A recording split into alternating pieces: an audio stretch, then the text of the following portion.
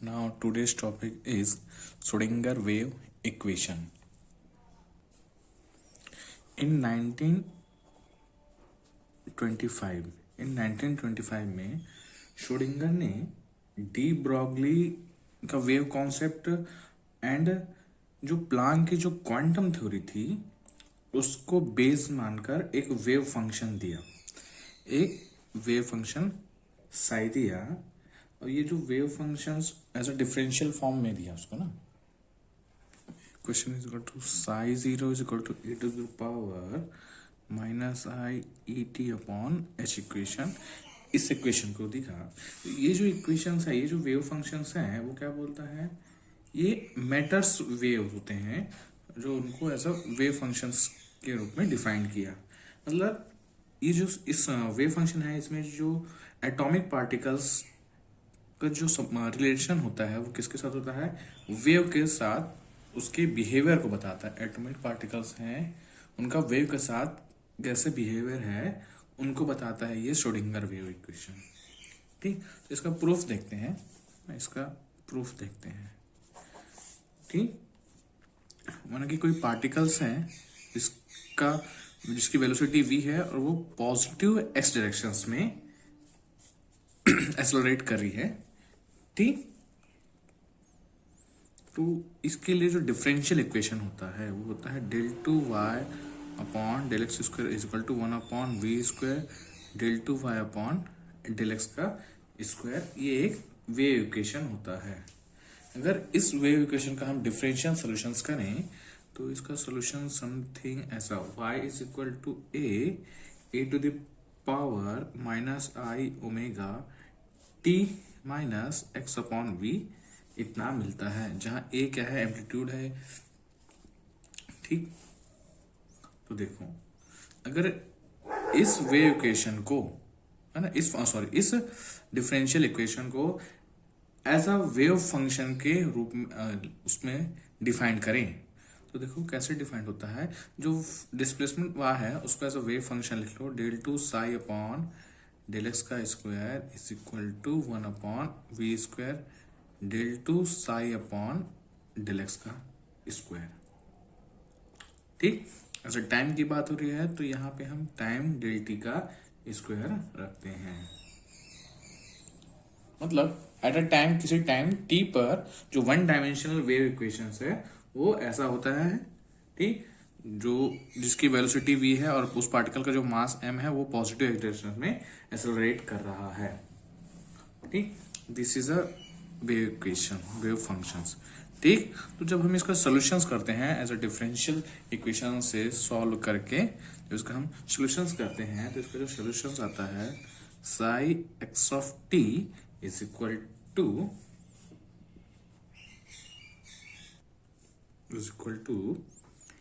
A to power minus I omega T minus x upon V, इतना solutions आता है। ठीक, this is a wave functions of Schrodinger wave equation. ठीक, तो इसको और शॉर्ट फॉर्म में we know that omega is equal to 2 pi nu, तो इसकी वैल्यू को यहाँ पुट ऑन कर देते हैं तो what we get, A to power minus I omega 2 pi nu T minus x upon V. तो इसको इनसाइड डाल देते हैं, है ना, दिस इज 2 पाई न्यू, तो इनसाइड डालेंगे तो A to the power minus I 2 pi बाहर रहने दो nu T minus X nu upon V, है ना। तो देखो यहाँ जो वेलोसिटी v है वो क्या है, एज अ कांस्टेंट है, and we know that nu is a frequency is equal to proportional to 1 upon lambda. ठीक, तो न्यू की जगह 1 अपॉन लैम्डा और ये v एज अ कांस्टेंट है, इसको रिमूव कर देते, तो A e to the power minus I 2 pi nu T minus x upon lambda, इतना मिला। ठीक, एंड देखो, and we know that lambda is equal to h upon P x. ठीक, and h cut is equal to h upon 2 pi इतना होता है। तो यहाँ से एच की वैल्यू निकाल लो तो 2 पाई अपॉन एच कट आ जाएगा। इस वैल्यू को यहाँ पे पुट करो तो lambda is equal to 2 pi H cut upon P of X. ठीक, ये इक्वेशन हो गया। And also we know that E is equal to H nu. तो एच की वैल्यू फिर यहाँ पे पुट कर दो तो E is equal to 2 pi H cut H nu. This is one equation, this is. तो इस लैम्डा और E की वैल्यू यहाँ से न्यू निकाल लो तो nu is equal to E upon 2 pi H cut. इस न्यू की वैल्यू है ना, this is nu, this nu की वैल्यू, ठीक, और इस यहाँ से लैम्डा की वैल्यू, इसको पुट ऑन कर दो फ्रॉम दिस इक्वेशंस, है ना, इक्वेशन नंबर इस पे। तो व्हाट वी गेट, तो हम लोग क्या मिलेगा, psi X of T is equal to A to the power minus I 2 pi, nu की जगह क्या पुट करना है, E upon 2 pi H cut और ये T constant minus X 1 upon, और लेमडा की जगह क्या पुट करना है 2 pi H cut upon P X. That means 2 pi H cut, ये पी एक्स ऊपर चले जाएगा इतना। तो इस 2 पाई को जब इंसर्ट डालेंगे तो ये 2 पाई, ये 2 पाई, ये 2 पाई दोनों कैंसिल हो जाएंगे। बचेगा क्या, A to the power minus I E T upon H cut X P X upon H cut. ठीक, इतना बचा। तो एच कट को बाहर निकाल दो तो क्या आ जाएगा, A to the power minus I E T minus X P of X upon H cut, इतना। ठीक, अब इसको भी अलग अलग कर देते हैं हम अपन। ठीक, तो क्या हो जाएगा, A to the power minus I E T upon H cut dot E to the power I X P X upon H cut. ठीक, ये हो गया। तो जो ये ए एम्पलीट्यूड है और ये जो फंक्शंस हैं उसको हम एक फंक्शंस, वेव फंक्शन के रूप में साई एक्स ऑफ 0 के फॉर्म में लिख लेते हैं उसको। ई टू बचा क्या, E to the power minus I E T upon H cut, ये psi X of T. This is a Schrodinger wave equation in 1D case की बात है। अगर हम वहीं पे 3D केस की बात करें तो क्या हो जाएगा, psi X Y Z of 0 is equal to इधर माइनस आई E T upon H cut. इस फॉर्म में समथिंग हो जाएगा। ठीक, और इसको लिख सकते हैं साई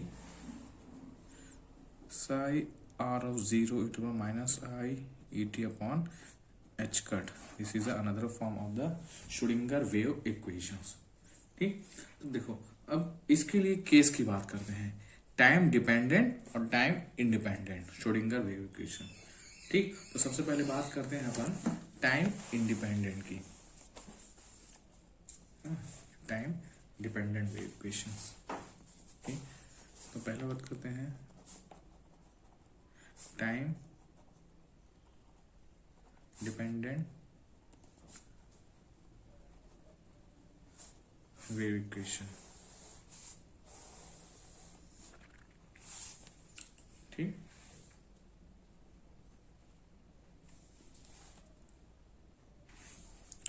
मानो कि कोई पार्टिकल से कंसिडर करते हैं, एक पार्टिकल है, ठीक, जिसका मास m है और पॉजिटिव एक्स डायरेक्शंस में क्या कर रही है, मोशंस कर रही है, और जिसकी पोटेंशियल एनर्जी क्या है, कैपिटल V है।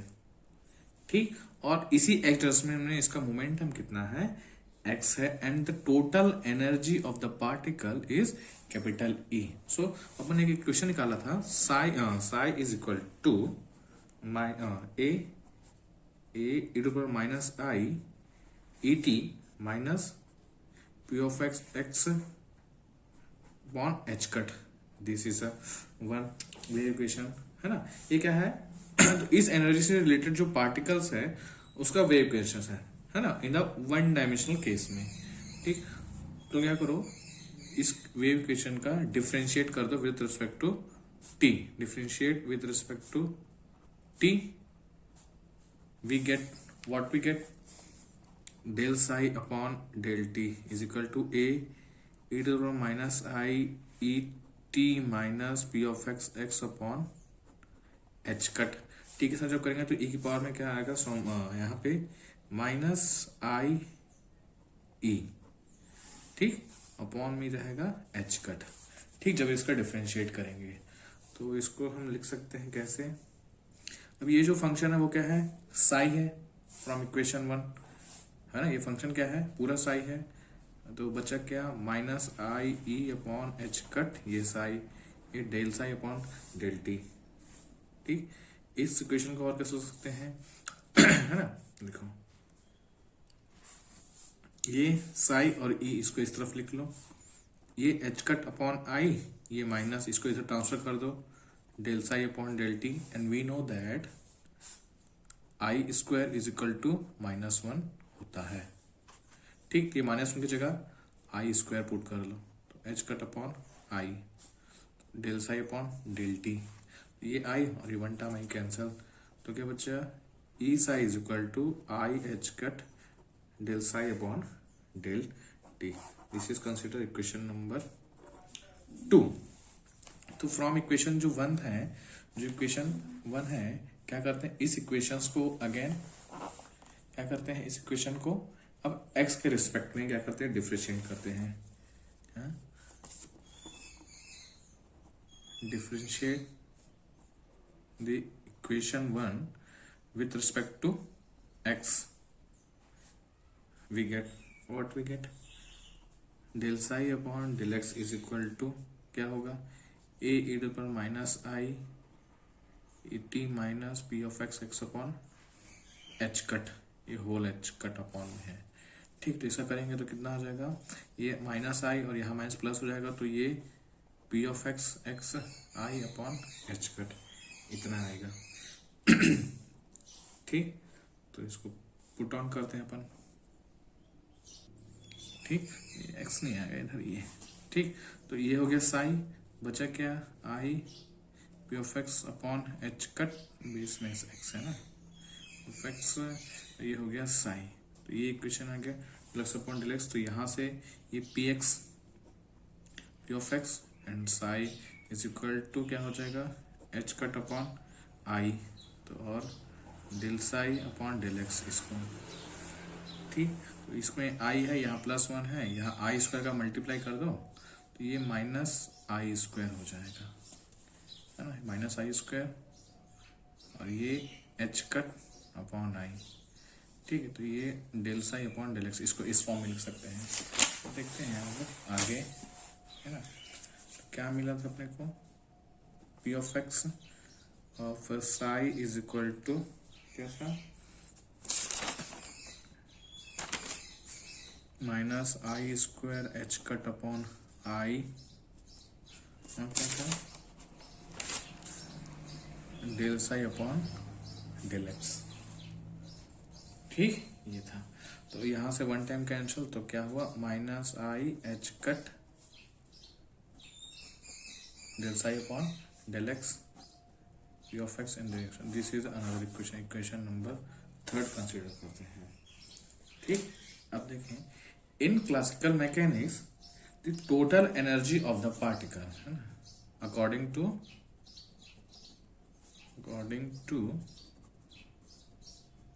classical mechanics, the total energy of the particle,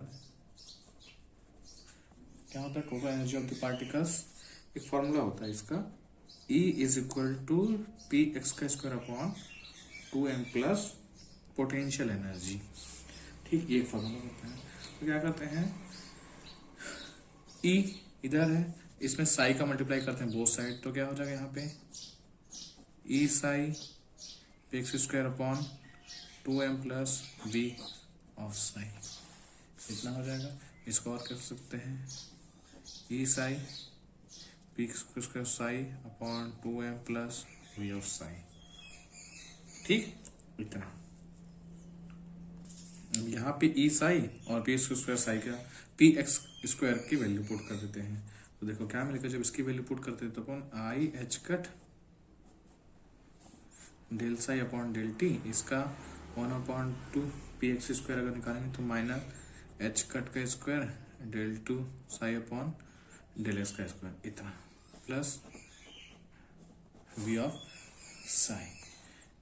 ठीक, तो इस इक्वेशन को सॉल्व कर लेते हैं। तो ये क्या क्या होगा 1/2m i h cut del psi upon del T minus I H cut का स्क्वायर माइनस आई का स्क्वायर माइनस हो जाएगा है ना, ये माइनस हो गया, ये एच कट का स्क्वायर, ये हो गया एच कट का स्क्वायर, बचा क्या del two psi upon del X square plus V of psi. ठीक, this is a Schrodinger wave equation in one dimensional time dependent Schrodinger wave equation in one dimensional case.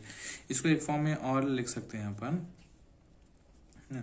ये है minus H cube square upon 2m del two psi upon del square plus V of psi is equal to I H का del psi upon del T. ऐसे तो इसको यहाँ से consider common निकाल के उस तरह ट्रांसफर कर दो, तो क्या बचेगा यहाँ पे del two psi upon del square है ना, ये माइनस भी निकालो कॉमन, तो ये माइनस हो जाएगा 2m अपॉन एच कट का square V of psi is equal to minus, यहाँ पे भी क्या जगह माइनस आ जाएगा है ना, minus 2m upon H cut का square I H cut del psi upon del T. ठीक, दिस इज अनदर फॉर्म, और इसको लिख सकते हैं, इसको इधर ट्रांसफर करा लो तो क्या निकलेगा minus two M upon H cut का स्क्वायर, इसमें भी कॉमन निकल जाएगा। तो इसको कैसे लिख सकते हैं, देखो del two psi upon del two psi upon del x का स्क्वायर है ना, minus 2m upon H cut का स्क्वायर वी ऑफ साई, इसको ट्रांसफर करेंगे तो प्लस में हो जाएगा 2m अपॉन एच कट का स्क्वायर, वो क्या था I H cut del psi upon del T is equal to 0 हो जाएगा। तो इसको और इजी फॉर्म में लिख लेते हैं del two psi upon del X square. ठीक, और ये हो जाएगा प्लस लिख लो 2m अपॉन एच कट का square I H cut del psi upon ये हो जाएगा डेल टी। ठीक, minus V psi is equal to 0। This is another form of time dependent Schrodinger wave equation. ठीक, this is another form time dependent Schrodinger wave equations. अब बात करते हैं इसके एक फॉर्म में और लिख सकते हैं हम इसको। ठीक, ये तो 1D केस में था, अगर 3D की केस में बात करें तो क्या हो जाएगा यहाँ पे, इन केस ऑफ 3D, तो 3D केस में करेंगे तो ये हो जाएगा del two psi upon del x का square plus del two psi upon del Y का square plus del two psi upon del Z का square plus 2m upon H cut का square I H cut del psi upon del T minus V psi is equal to 0। ठीक, इसमें साई कर common निकालेंगे तो क्या होगा del two upon del x का square del two upon del Y का square plus del two upon del Z का स्क्वायर, ये साई भी यहाँ से बाहर आ गया, plus 2m upon H cut का square I H cut del psi upon del T minus V of psi is equal to 0 ऐसे। ठीक, इसको लिखते हैं अपन हमेशा ऑलवेज डेल, ऐसे डेल का स्क्वायर इज इक्वल टू होता है del X square plus del two Y upon del Y square plus del two upon del Z का स्क्वायर, ये होता है। तो पुट डेल टू स्क्वायर यहाँ पे रख दो तो क्या होगा del two square psi is equal to 2m upon H cut का स्क्वायर, प्लस है, सॉरी ये क्या है प्लस है, लिखना है I H cut del psi upon del T minus V psi is equal to 0। ठीक, this is another form of differential time dependent Schrodinger wave equation. ठीक, ये हो गया। इसी को एक फॉर्म में और लिख लो जहां पे इस फॉर्म में था वेव इक्वेशंस है ना, इस फॉर्म में भी लिख सकते हैं इसको डेल, यहाँ पे 1D है तो इसको 3D में बना देते हैं, तो क्या कितना आ जाएगा ये minus H cut square upon 2m del 2 plus v, और ये साई को ऐसे कांस्टेंट बनाने का, तो आई एच कट क्या था del psi upon del T. ठीक, this is the another form of time dependent Schrodinger wave equation. ठीक, दिस इज द ऑपरेटर है ना, इसको एक हैमिल्टोनियन ऑपरेटर भी बोलते हैं इसको ना, इसको क्या बोलते हैं अपन हैमिल्टोनियन ऑपरेटर।